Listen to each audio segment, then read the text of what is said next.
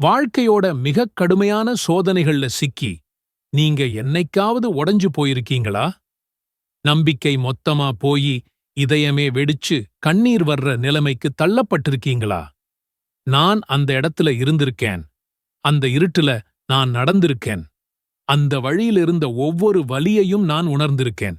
ஆனா இன்னைக்கு நான் உங்க முன்னாடி நிக்கிறது அந்த இருட்டை கிழிச்சிட்டு வந்த ஒரு நம்ப முடியாத வெளிச்சத்தை பத்தி சொல்லத்தான். என் கண்ணீரை சந்தோஷமா மாத்துன, என் விரக்தியை அசைக்க முடியாத நம்பிக்கையா மாத்துன ஒரு சக்தி வாய்ந்த துஆவோட கதையத்தான் நான் உங்ககிட்ட சொல்லப் போறேன். இந்த ஒரு துஆ என் வாழ்க்கைய தலைகீழா மாத்துச்சு.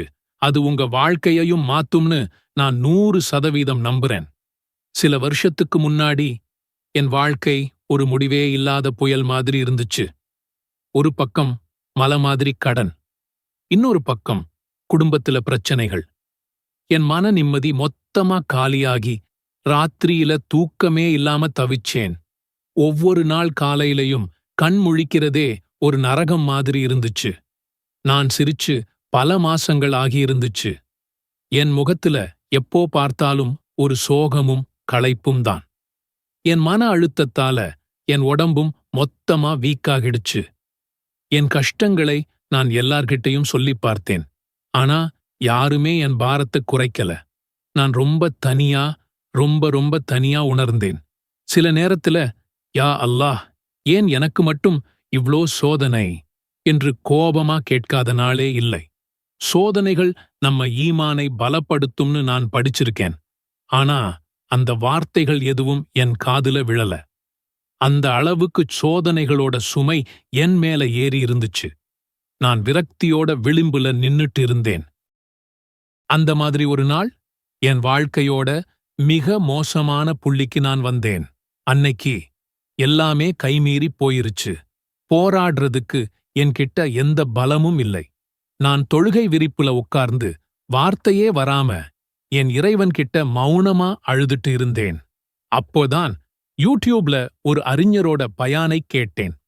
அவர் சொன்னார், வாழ்க்கையில எவ்வளவு பெரிய கஷ்டம் வந்தாலும் சரி, அதுக்காக நபி ஸல்லல்லாஹு அலைஹி வஸல்லம் அவர்கள் ஒரு சின்ன துஆவை கத்துத் தந்திருக்கிறாங்க என்றார். அவர் அந்த துஆவை சொன்னப்போ அது என் இதயத்துல ஒரு அம்பு மாதிரி தைச்சது. அவர் சொன்னார், அல்லாஹ் நினைச்சா ஒரு மலை மாதிரி இருக்கிற கவலைய கூட ஒரு கடுகு மாதிரி சின்னதாக்கிடுவான்.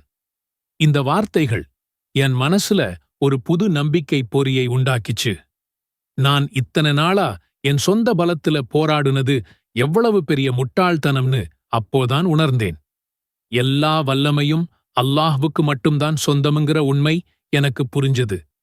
அதுதான் என் வாழ்க்கையோட மிகப்பெரிய திருப்புமுனை. நல்லா கவனிங்க. இதுதான் அந்த மேஜிக்கல் துஆ. இதுதான் என் வாழ்க்கைய மாத்தின அந்த வார்த்தைகள். ஸ்கிரீன்ஷாட் எடுத்து வச்சுக்கோங்க, மனப்பாடம் பண்ணிக்கோங்க. துஆ.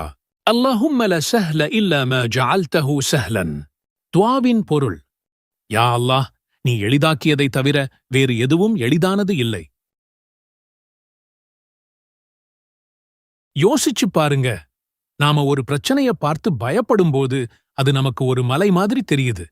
ஆனா இந்த துஆ மூலமா நாம அந்த மலையையே படைச்சவங்கிட்ட உதவி கேட்கிறோம். அவனுக்கு அந்த மலைய ஒரு தூசி மாதிரி மாத்துறது எவ்வளவு சுலபம்? இந்த துஆ, யா அல்லாஹ், என்னால முடியாது, ஆனா நீ நினைச்சா இது ஒரு விஷயமே இல்லை. நாம் அல்லாஹ் கிட்ட சரணடைகிறோம். இந்த சரணடைதல்ல தான் உண்மையான சூப்பர் பவரே இருக்கு. இந்த துஆவை வெறும் வார்த்தையா சொல்லாம முழுமையான நம்பிக்கையோட கேட்கணும்.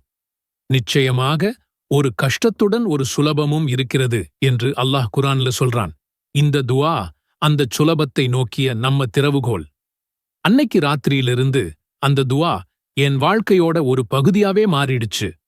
நான் ஒவ்வொரு தொழுகைக்குப் பிறகும் கவலையா உணரும் போதும், ஒரு புது வேலையை ஆரம்பிக்கும் போதும் இந்த துஆவை இதயம் நொறுங்கி ஓத ஆரம்பிச்சேன்.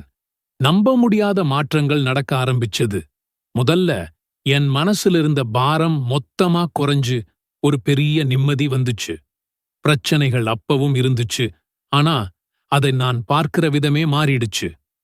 பிரச்சனைகளைக் கண்டு பயப்படுறதுக்கு பதிலா அதை சுலபமாக்க அல்லாஹ் இருக்கான்கிற தைரியம் வந்துச்சு. ராத்திரியில நிம்மதியா தூங்க ஆரம்பிச்சேன். என் முகத்துல மறுபடியும் சிரிப்பு வந்துச்சு. அதுக்கப்புறம் கொஞ்சம் கொஞ்சமா என் உலக விஷயங்களும் சரியாக ஆரம்பிச்சது. நான் எதிர்பார்க்காத இடங்கள்ல இருந்து உதவிகள் வந்துச்சு. பூட்டிக் கிடந்த கதவுகள் ஒவ்வொன்னா திறக்கிற மாதிரி இருந்துச்சு. புது புது வாய்ப்புகள் என்னை தேடி வந்துச்சு. உறவுகளுக்குள்ள இருந்த விரிசல்கள் சரியாச்சு. என் உடம்பும் தேறிச்சு.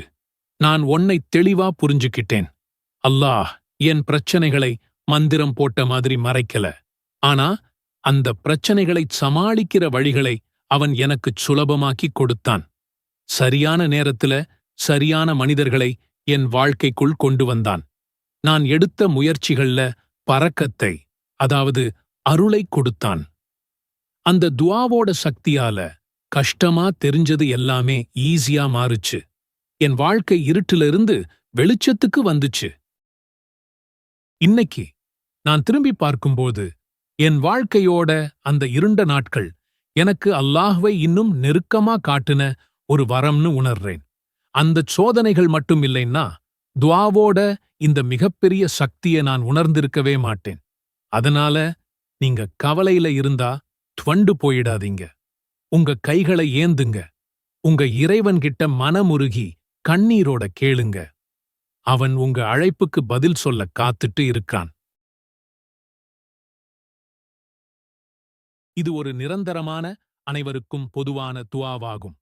இருப்பினும் சில நேரங்களில் துஆக்கள் அதிகம் அங்கீகரிக்கப்படும் என்று நபி ஸல்லல்லாஹு அலைஹி வஸல்லம் அவர்கள் நமக்கு கற்றுத்தந்துள்ளார்கள். அந்த நேரங்களில் இந்த துஆவை ஓதுவது கூடுதல் நன்மை பயக்கும். தொழுகைக்குப் பின் ஒவ்வொரு பர்லு கட்டாய தொழுகைக்குப் பிறகும் துஆக்கள் அங்கீகரிக்கப்படும் வாய்ப்பு அதிகம். அப்போது இந்த துஆவை ஓதலாம். சுஜூதில் இருக்கும்போது, தொழுகையில் சஜ்தாவில் இருக்கும்போது நாம் அல்லாஹ்வுக்கு மிக நெருக்கமாக இருக்கிறோம். அந்த நேரத்தில் இந்த துஆவை ஓதுவது சிறந்தது. பாங்குக்கும் இகாமத்துக்கும் இடைப்பட்ட நேரம் துஆக்கள் அங்கீகரிக்கப்படும் நேரங்களில் ஒன்றாகும். இரவின் கடைசி பகுதி, அதாவது ஃபஜ்ரு தொழுகைக்கு முன் தஹஜ்ஜுத் நேரத்தில் அல்லாஹ் அடியார்களிடம் வந்து, என்னை அழைப்போர் யாரேனும் உண்டா, நான் பதிலளிக்கிறேன் என்று கேட்கும் நேரம். அப்போது இந்த துஆவை ஓதுவது மிகவும் சக்தி வாய்ந்தது. ஒரு முஸ்லிம் பயணத்தில் இருக்கும்போது அவன் கேட்கும் துஆ அங்கீகரிக்கப்படும். குறிப்பாக ஹஜ்ஜின் அரஃபா தினத்திலும் தவாஃபின் போதும் இந்த துஆவை அதிகம் ஓதுவார்கள். நோன்பு துறக்கும் நேரத்தில் நோன்பாளியின் துஆ அங்கீகரிக்கப்படும். ஆக இந்த சிறப்பான நேரங்களில் மட்டுமல்லாமல் உங்கள் மனதில் ஒரு தேவை ஏற்படும் போதும் அல்லது அல்லாஹ்வை நினைவு கூறும் போதும் இந்த துஆவை ஓதலாம். ஒரு துஆ அங்கீகரிக்கப்பட வெறும் வாய் வார்த்தை மட்டும் போதாது. சில முக்கிய அம்சங்களை நாம் கடைப்பிடிக்க வேண்டும். அல்லாஹ் நம் முன்னால் இருக்கிறான் என்ற உணர்வுடன் முழு மன ஒருமையுடன் துஆ கேட்க வேண்டும். வார்த்தைகளின் அர்த்தத்தை உள்வாங்கிக் கொண்டு ஓதுவது அவசியம். நான் கேட்டால் அல்லாஹ் நிச்சயமாக தருவான் என்ற உறுதியான நம்பிக்கை இருக்க வேண்டும். சந்தேகத்துடன் துஆ கேட்பது பலனைத் தராது.